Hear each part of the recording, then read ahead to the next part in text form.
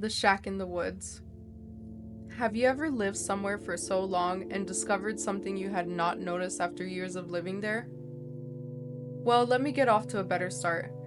I was 15 at the time. I grew up in a small town, a very rural area with a lot of woods and not many people. I had been living in the same house for 15 years and I had never noticed anything out of the ordinary. Well, not until that day. I had just been sitting around with my cousin, just another boring summer day. We decided to just go back and walk through the woods, just exploring. I mean, I have been in those woods many times before, but that day was different. It was a very big forest and I had explored most of it. Well, what I thought was most of it. Anyway, we wandered through the woods just talking, not really paying any attention to where we were headed. Not that we cared. But as we wandered, we thought we could see something through the thick forest trees. We couldn't quite make out what it was, but it was something that caught our attention. We traveled further to see what it was. As we got closer, we could make out what seemed to be just an old, rusty shack.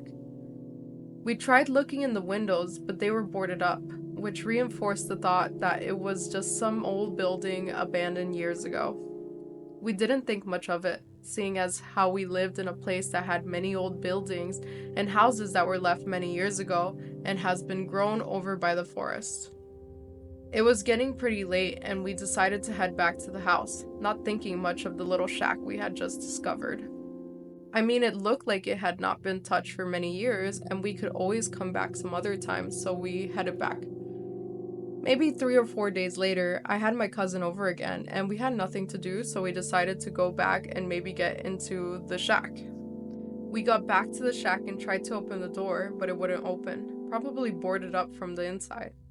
I tried to push it open, but it still wouldn't open. I walked over to examine the window. When I heard a loud cracking sound, it startled me. "Got it!" my cousin said with a grin on his face. We walked into the shack to find nothing, just a dirt floor with some old bottles scattered around. I stumbled around in the dark room for a couple of minutes to find nothing.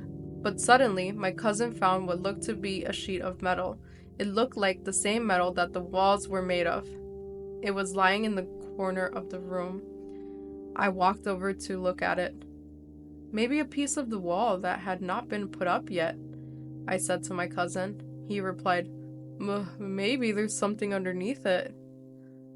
I slowly lifted the sheet of metal to find a staircase. It was so dark, and I did not think to bring a flashlight. My cousin had his iPod with him, though it was nearly dead, so we kept it on the lowest brightness setting. He handed me the iPod as I began to step into the darkness. My cousin just looked at me with a blank face. I could tell he was a bit scared, as was I. But I continued into the darkness. Reaching the end of the short staircase, I motioned for him to follow. After the staircase, there was just a long hallway. We followed the hallway, shining the iPod down it. I could barely see in front of me, but it was better than nothing. We reached the end of the hallway and walked into a room. We began to look around the room when I stumbled into a table. On the table, I found a picture. The picture was me when I was little, swinging on a little swing that I had tied up to a tree in the backyard. My face went blank. I was beginning to get an uneasy feeling, almost like I was going to vomit. My cousin walked over to see why I had stopped fumbling around in the dark. He asked me what was wrong. I simply handed him the iPod and pointed at the picture on the table. He shined the light at the picture. "Is that?" Before he could finish, I responded, "Yes." I backed away from the table as my eyes began to adjust to the darkness. I could see that this room was not old and rusty like the part upstairs. No, this room had concrete walls, and there was no dust on the floor or table. It was like someone was living here. My eyes adjusted enough to make out a bed. After that, I went silent for a while. My cousin, still fumbling around the room, found something else. What he found was another picture of me, only a more recent photo. It was me down by the edge of the woods. I looked like I was about 10. I then looked over to my cousin to see him examining another photo. This time the photo was of me when I was about 13, when I was again down by the edge of the woods. But this next part, this is far worse than all the other things.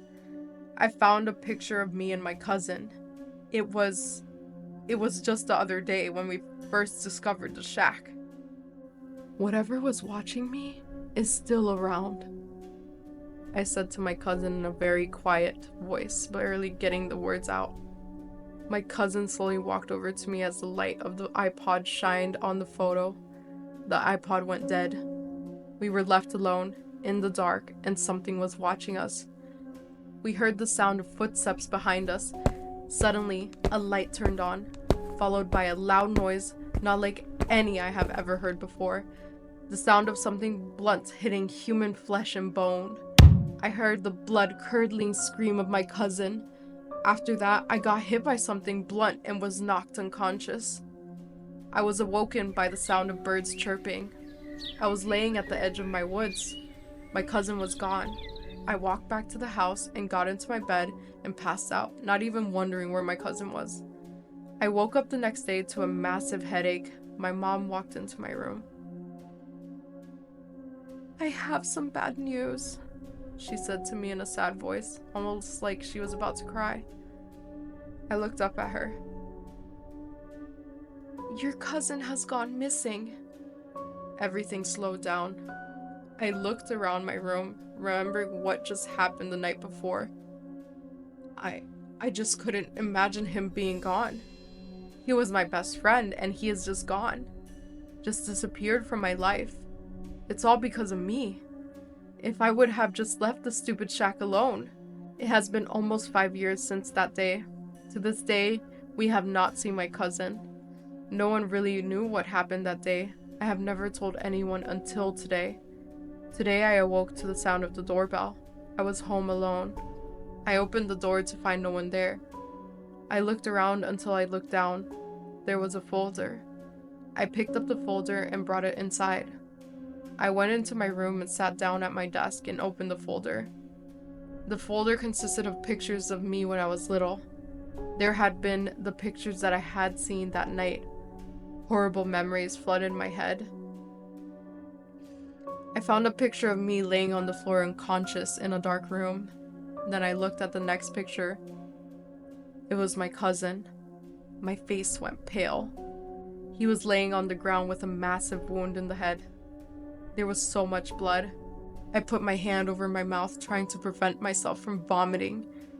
It was then I looked at the next picture. It had today's date on it. It was a picture of my front door. It had the time on it. The time said 9:14. I looked up at the clock I had on my wall. It was 10. On the picture, there was a note attached to the bottom. The note read, "I'm coming." I lost it. I went and made sure all the doors were locked. I locked myself in the bedroom. That's when I heard the sound. I forgot to close the window. It was the sound of a photo being taken from outside my window. He is in my house now. This will be the last thing I will ever write, so if anyone is reading this, take my warning. If you find a shack in your woods, do not go in it. He is in my room. I must go now.